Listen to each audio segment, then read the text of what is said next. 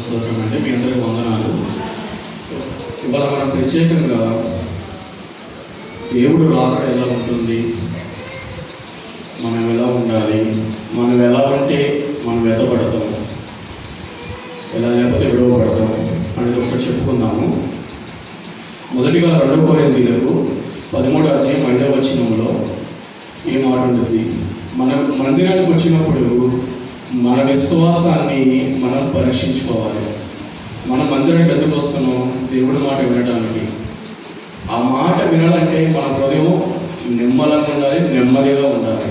అలా ఉన్నప్పుడు మాత్రమే దేవుడి మాటలు మనం వినగలం. ఆ మాటలు మన జీవితంలో క్రియ జరిపిస్తాయి. అలాగే సామెతల గ్రంథం 15:11 యెహోవా తండ్రికి పాతాళ లోకపు అగాధ కూపాలు కనిపిస్తున్నాయి. పాతాళ లోకం ఎక్కడ ఉంటుందండి? పాతాళ లోకం ఎక్కడ ఉంటుంది? కింద ఉంటుంది. ఆ కింద ఉన్న అగాధ కూపం కనిపిస్తుంది యెహోవా తండ్రికి. నరుల హృదయాలంట మరీ తేటగా కనిపిస్తున్నాయంట దేవుడికి. మరి ఆయన మన హృదయాలు అంత తేటగా కనిపిస్తున్నప్పుడు ఆ హృదయంలో పాపం ఉండకూడదు, ఎటువంటిది కూడా ఉండకూడదు. దేవుడు వాక్యం ఒక్కటి నిలుచుండాలి.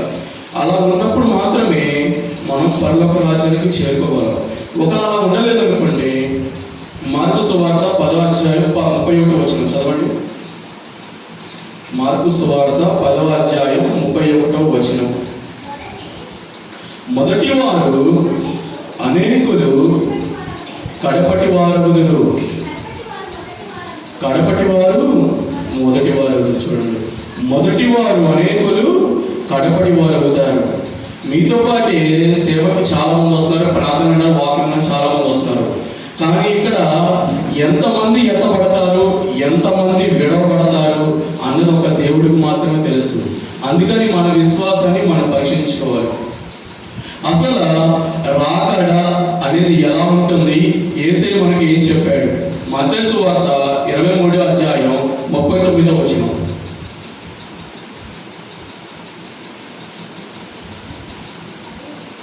23:39. ఇది మొదలుకొని ప్రభు పేరిట వచ్చేవాడు స్తుతింపబడును కాక అని మీరు చెప్పు వరకు నన్ను చూడాలని మీతో చెప్పుచున్నాను. ఈ మాట ఎవరితో అన్నారంటే, జాగ్రత్తగా వినండి. ఈ మాట ఎవరితో అన్నారంటే ఇశ్రాయేలు ప్రజలతో అన్నాడు దేవుడు. ఇశ్రాయేలు ప్రజలతో అన్నారు. ఏమని అన్నాడు? ఇది మొదలుకొని ప్రభు పేరిట వచ్చేవాడు స్తుతింపబడును గాక అని మీరు చెప్పు వరకు నన్ను చూడాలని మీతో చెప్పుచున్నాను. ఇశ్రాయేలు దేశం ఇప్పుడు కూడా కొంతమంది యేసు ప్రభువును అంగీకరించారు. అన్య జనాలు అందరూ అంగీకరిస్తారు, కానీ ఇశ్రాయేలు దేశంలో యేసు ప్రభు గారిని అంగీకరించారు.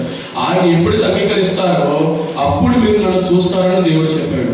అలా కింద 24:3 నేను చదువుతాను, వినండి. ఆయన ఒలీవల కొండ మీద కూర్చుని ఉన్నప్పుడు శిష్యులు ఆయన యొద్దకు ఏకాంతముగా వచ్చి, ఇవి ఎప్పుడు చురుకును, నీ రాకడకును ఈ యుగ సమాప్తికిను సూచనలేవి మాతో చెప్పమనగా, ఒకరోజు యేసు ప్రభు గారు, జాగ్రత్త వినండి, ఏకాంతం కూర్చున్నాడంట. కూర్చుంటే శిష్యులంతా ఆయన దగ్గరకు వచ్చి, అయ్యా యుగ సమాప్తి ఏంటి, నీ రాకడ ఎలా ఉంటుంది, మాకు చెప్పగలవా అని అడిగితే దేవుడు చెప్తున్నాడు, యేసు వార్తలను ఎవడును మిమ్మల్ని మోసపరచకుండా చూచుకున్నాడు. అనేకులు నా పేరిట వచ్చి నేనే క్రీస్తునని చెప్పి పలువురిని మోసపరిచారు. ఏం చెప్పారంట? అనేకులు నా పేరిట వచ్చి నేనే క్రీస్తు అని మిమ్మల్ని మోసం చేస్తారు, మీరు జాగ్రత్తగా చూసుకోండి అని చెప్తున్నాడు. అలా ఎప్పుడు మోసం చేస్తారండి? దేవుడు ఏం చెప్పాడు? యేసయ్య రాకడతో అయినాక అబద్ధ ప్రవక్తలు వస్తారు. అబద్ధ ప్రవక్తలు, అంత్యక్రీస్తు వస్తాడు. అంత్యక్రీస్తు వీళ్ళ సాతాను. వీళ్ళందరూ ఏంటంటే అద్భుత కార్యాలు చేస్తారు, సూచక క్రియలు చేస్తారు. ఆఖరికి ఏర్పరచుకున్న వారి సైతము వాళ్ళ విశ్వాసం తప్పించేస్తారండి. మనం అలా తప్పించుకోకూడదు. 5వ వచనం, మరియు మీరు యుద్ధముల గురించి యుద్ధ సమాచారం గురించి వినబోదు. మీరు కలవరపడకుండా చూసుకునండి, ఇవి జరగాల్సి ఉన్నవి, కానీ అంతము వెంటనే రాదు. ఇప్పుడు వైరస్ వచ్చిందండి, వచ్చిన వాళ్ళు ఎంతమంది చనిపోయారు? ఎంతో మంది చనిపోయారు. యుద్ధాల గురించి మనం వినట్లేదా? చైనాలో బోర్డర్ వచ్చింది, అది వాళ్ళ యుద్ధం జరుగుతున్నాయి, ఇవన్నీ జరుగుతాయి కానీ అంతం ఎప్పుడే రాదు. మీరు మీ హృదయములను కలవరపడకండి అని దేవుడు చెప్తున్నాడు. కింద వచ్చింది, అక్కడక్కడ కలుగులు, భూకంపములు కలుగును, ఇవన్నీ వేదనకు ప్రారంభం. అప్పుడు జనులు మిమ్మల్ని శ్రమల పాలు చేసి చంపేదారు. ఇది జరిగిందో జరగలేదండి? యేసుక్రీస్తు శిష్యులు దేవుడికి సిలువేసినప్పుడు పారిపోయారా? దగ్గర ఉన్నారా? పారిపోయారు. ఆయన తర్వాత ఎప్పుడైతే దేవుడిని నమ్ముకున్నారో, ఎప్పుడైతే విశ్వాసం ఉంచారో సిలువైపడ్డారో పడలేదండి. శిష్యులు 12 మంది 12 రకాలుగా చనిపోయారు. ఇవన్నీ జరిగినా సరే ఇంకా అంతము రాదు. 24:13 చదవండి. అంతం వరకు సహించిన వాడే రక్షించబడి. మనం అంతం వరకు సహించాలండి. ఎవరిని? మన శత్రువుల్ని, మనం బాధపరిచే వాళ్ళని, ఎవరైతే మనం ఇబ్బంది పెడుతున్నారో ప్రతి వాళ్ళని అంతం వరకు సహించాలి. అలా సహించిన వాడు మాత్రమే రక్షించబడతాడు. సరే అండి, ఇప్పుడు రాకడ వస్తుంది. ఈ రాకడలో అసలు ఇశ్రాయేలు ప్రజలు ఎక్కడ పారిపోతారు చూడండి. మత్తయి సువార్త 24:16. యూదయలో ఉండేవారు కొండలకు పారిపోవద్దు. వీళ్ళు ఎప్పుడు పారిపోతారు? యూదయలో ఉండే వాళ్ళంటే ఇశ్రాయేలు ప్రజలు అండి. మీరు చూడండి, ఇశ్రాయేలు ప్రజలు కొండలకు పారిపోతారంట. ఎలా పారిపోతారో కూడా చూద్దాం. వచ్చిన కూడా మత్తయి సువార్త 24:21. లోకం ఆరంభం నుండి ఎప్పటి వరకు అతి శ్రమ కలగా రెండవ రాకడలు అండి. అసలు రాకడలు ఎన్ని ఉంటాయండి? దేవుడు రాకడలు ఎన్ని ఉంటాయి? మీకు ఏం తెలుసు చెప్పండి. దేవుడు రాకడ అనేది విన్నారు కదా లేదా? దేవుడు రాకడ నమ్ముతున్నారా? ఎన్ని రాకడలు ఉన్నాయి? దేవుడు రాకడలు ఎన్ని ఉన్నాయి? 1, 2?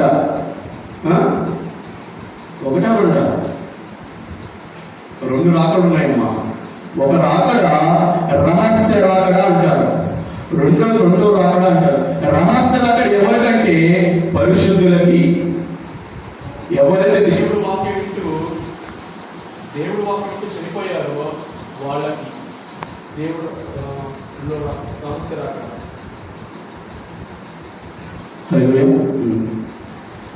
ఈ రహస్య రాకడలో ఎవరైతే మనం దేవుడి వాక్యం వింటూ దేవుడి పనులు చేస్తూ ఉన్నామో వాళ్ళ వరకు మాత్రమే ఎత్తపడతారు.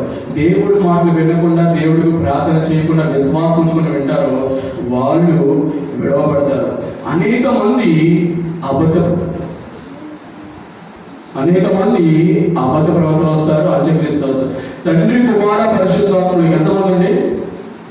ఎంతమంది? 3.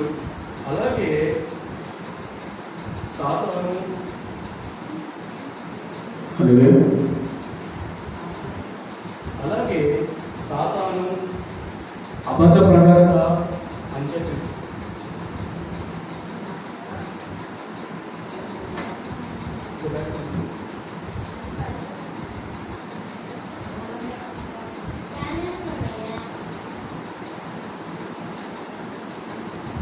తండ్రి, కుమార, పరిశుద్ధాత్మలాగా సాతాను కూడా ఇద్దరు తీసుకుని వస్తాడు. ఎవరిని?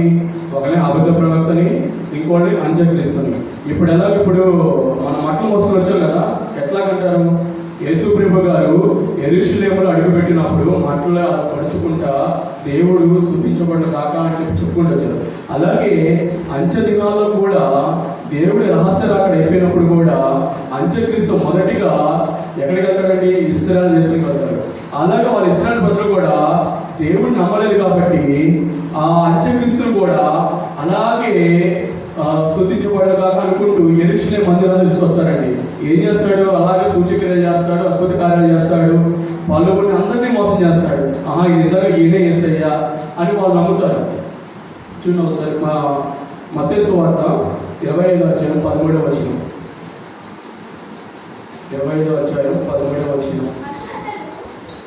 25:13. ఆ దినమైనను గడి అయినను మీకు తెలియదు కనుక మెలుగుగా ఉండండి.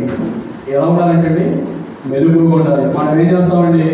మనం ఇంట్లో ఏదైనా సీరియల్ పెట్టుకున్నాం అనుకోండి, ఏదైనా సినిమా పెట్టుకున్నాం అనుకోండి, కళ్ళ నిలబోతామా? నిద్రపో.